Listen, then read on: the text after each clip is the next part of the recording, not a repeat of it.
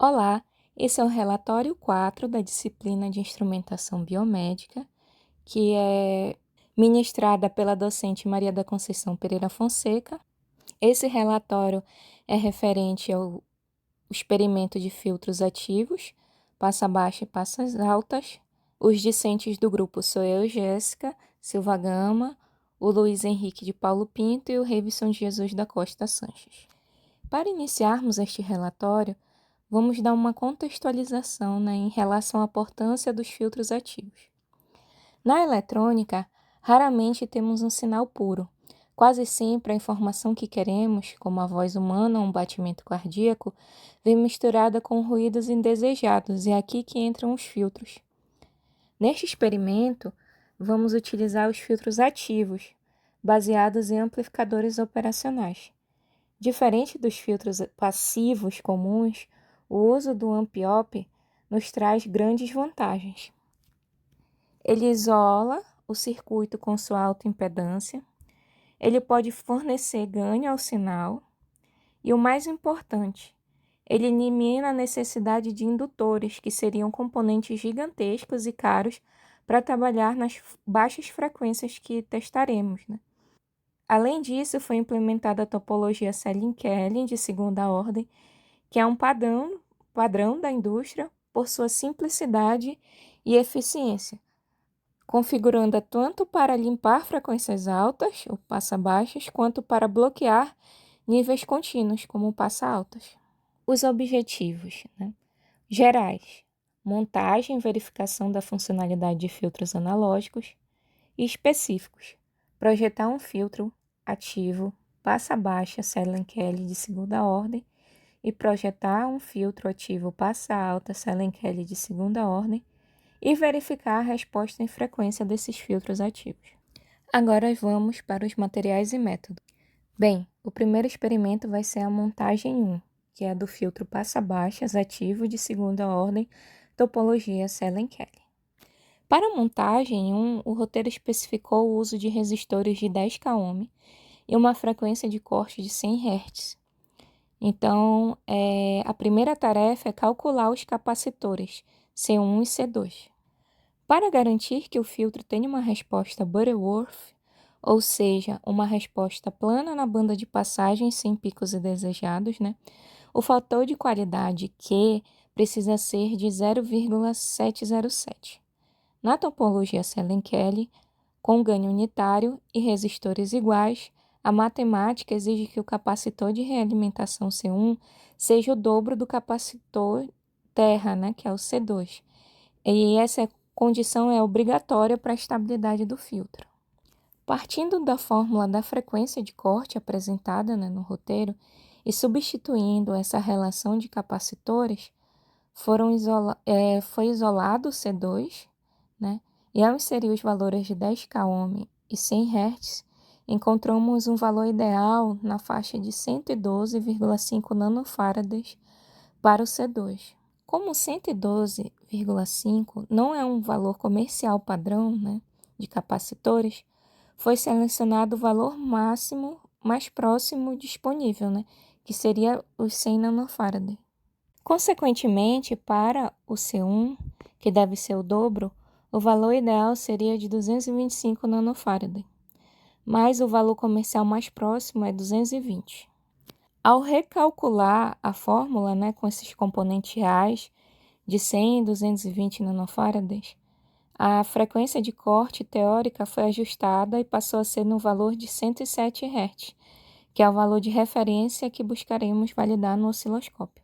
Aqui mostrando novamente a topologia que vai ser seguida, seguindo para o material utilizado, que foi uma protoboard de jumpers, resistores de 10 kΩ, como pedido, os capacitores de 100 nanofarads e 220 nanofarads, e o amplificador utilizado foi o CI-TL082. A montagem se deu utilizando esse primeiro amplificador, dentro do 082, como indicado, na figura.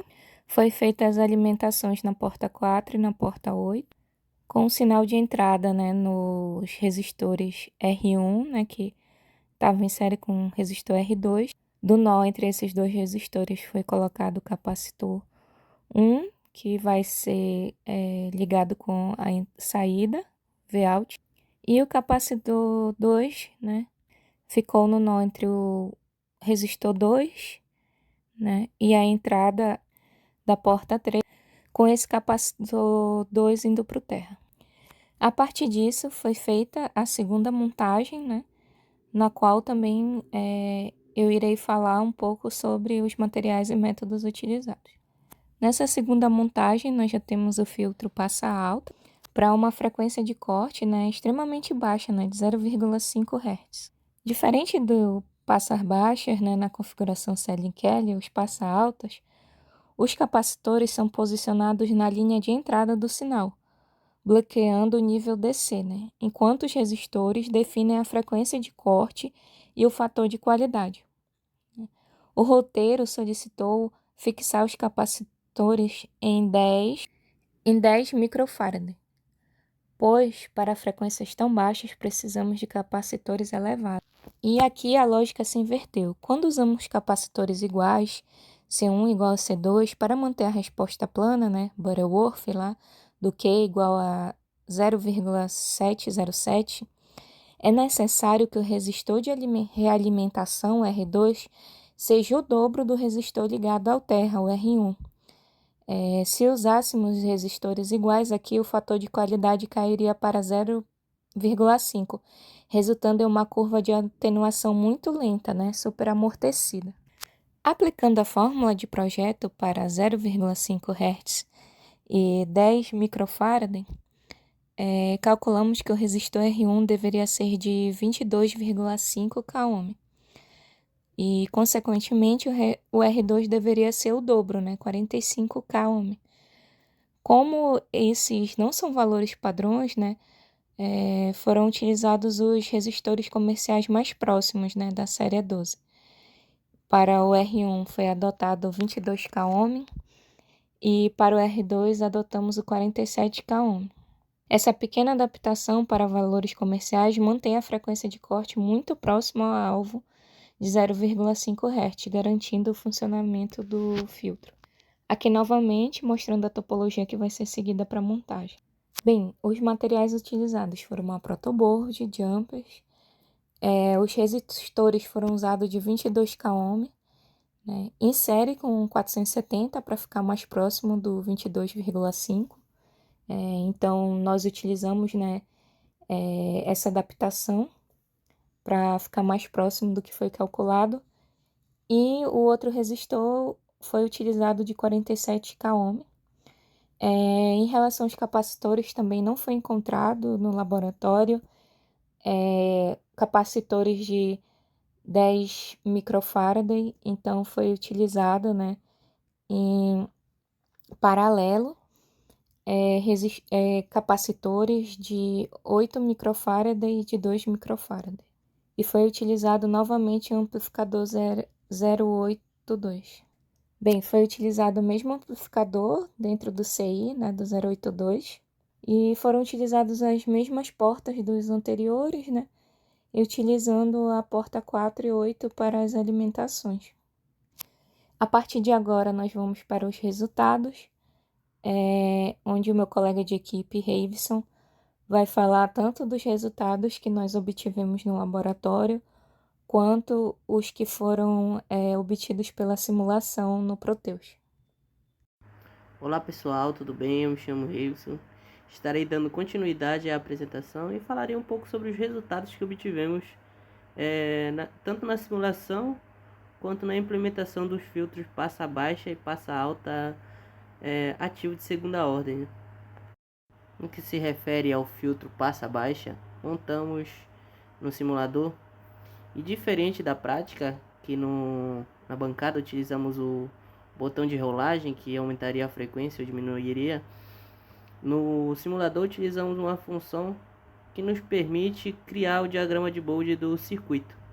A gente injeta um sinal que varia a frequência de 0,1 Hz a 10 kHz e obtivemos os seguintes resultados que eu vou mostrar na imagem a seguir. Observe na imagem a linha vertical que evidencia a nossa frequência de corte. podemos observar que ela se assemelha muito à frequência a qual nós projetamos o nosso filtro. Apesar de termos projetado um filtro para 100 Hz, observe que ela fica bem próximo da frequência de corte, mas não idealmente a ela. Ficamos em 100.2, melhor, 102 Hz. Partindo agora para nossa bancada, há 2 pontos que nós precisamos analisar do nosso circuito, ou melhor, pontos de frequência. Quando implementamos o nosso projeto, os nossos componentes podem nos entregar frequências diferentes das quais projetamos o nosso circuito, o que foi no caso que obtivemos, melhor dizer. O nosso circuito, nós projetamos para uma frequência de 100 Hz e obtivemos um bom resultado nessa frequência, tanto que o nosso sinal de entrada tem uma amplitude de 1 volt pico a pico, e obtivemos uma saída com uma atenuação considerável, aproximadamente 60%, tendo uma saída de 580 milivolts. E apesar do nosso circuito ter sido um sucesso, né, um outro ponto que a gente precisa analisar é a frequência real a qual deveria, ou melhor, está sendo cortado, que seria a frequência a qual temos a perda de menos 3 dB por década. E a frequência que obtivemos esse resultado foi a frequência de 79, aproximadamente 79 Hz. Observe que na imagem do monitor do osciloscópio, na entrada do canal 2, obtivemos um resultado bem próximo do que nós planejamos para o nosso projeto. Obtivemos 700 milivolts e a frequência de 79 Hz. Agregando agora um lugar ao qual a frequência 79 Hz seria bem-vinda, seria o filtro passa alta. Nós projetamos o nosso filtro para frequências acima de meio Hz, ou 0,5 Hz no caso. Não diferente do nosso filtro passa baixa, iremos utilizar o mesmo método de aquisição do sinal. Nós injetaremos sinal e obteremos o nosso diagrama de Bode. Observe que no diagrama de Bode do sinal obtivemos uma frequência bem próxima da qual projetamos, aproximadamente 500 mHz ou 0,5 Hz. Apesar do nosso circuito ter um pouco mais de precisão do que o anterior, nós ainda esbarramos naquele mesmo problema da frequência não ser a ideal. Ou melhor, a gente tem uma boa atenuação do sinal na frequência que a gente planejou, mas ela não se situa na frequência que nós planejamos. Ou melhor, aquela perda de menos 3 dB por década não se situa exatamente na frequência de meio Hz. Uma prova disso é quando injetamos um sinal com essa frequência e amplitude de 1 volt pico a pico, obtivemos um resultado que nosso sinal lá no canal 2 do osciloscópio tem uma boa atenuação, aproximadamente 350 milivolts.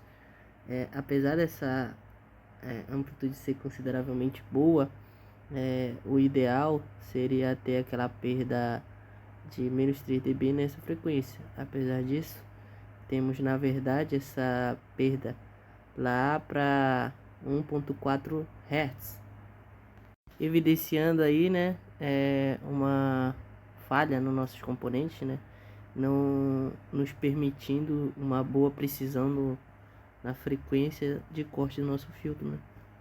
Apesar de termos projetado muito bem nossos filtros, nós não obtivemos um resultado exato, mas consideravelmente muito bom. E a partir daqui eu concluo a minha fala e vou dar a voz agora ao meu colega Henrique Brito. Iniciando a discussão pelos resultados obtidos no Proteus, podemos ver que os filtros ativos passa-baixas de segunda ordem, ele tem um objetivo teórico, conforme o roteiro era uma frequência de corte de 100 Hz. Com isso, podemos ver no gráfico a resposta em frequência. A curva verde mostrou um comportamento plano na faixa de passagem com ganho de 0 dB, onde tivemos uma frequência de corte de menos 3 dB em aproximadamente 102 Hz. Esse resultado ele valida o nosso cálculo dos componentes, onde mostra uma precisão muito alta em relação à teoria, com um erro desprezível de aproximadamente 2%. Já para os filtros passa baixa, o desafio maior era projetar um circuito para uma frequência muito baixa, de 0,5 Hz. Observando o diagrama de Bode obtido na simulação, vimos aqui uma curva ascendente característica desse filtro, onde o ponto de corte em 3 dB foi marcado pelo cursor em 0,506 Hz, onde novamente a simulação confirma que os valores calculados para os resistores e capacitores proporcionam a resposta esperada, garantindo o bloqueio das baixas frequências e permitindo a passagem dos sinais acima deste limiar. Ao levarmos o projeto de simulação para a bancada do laboratório, a gente encontrou alguns desafios que já eram esperados. O principal empecilho foi encontrar o componente com os valores exatos exigidos pelos cálculos teóricos. Como solução, para os resistores, utilizamos os valores comerciais mais próximos disponíveis. Já para os capacitores, onde a precisão é crítica para a frequência de corte, tivemos que realizar associações, colocando capacitores em série ou paralelo, para atingir uma capacitância equivalente, próximo do valor que é pedido no projeto. Essas adaptações, somadas às tolerâncias dos componentes e dos equipamentos, justificam as pequenas divergências observadas nas medidas reais do osciloscópio. Concluímos, portanto, que a experiência foi bem sucedida. Conseguimos comprovar o funcionamento dos filtros, observando a atenuação correta, tanto no passa baixa quanto no passa altas, onde tivemos diagrama de Bode simulando, que serviu como um guia preciso do que é esperado, enquanto a montagem prática nos ensinou a lidar com as limitações de hardware através de associações de componentes. O experimento atendeu integralmente aos objetivos de analisar o comportamento dos circuitos no domínio da frequência.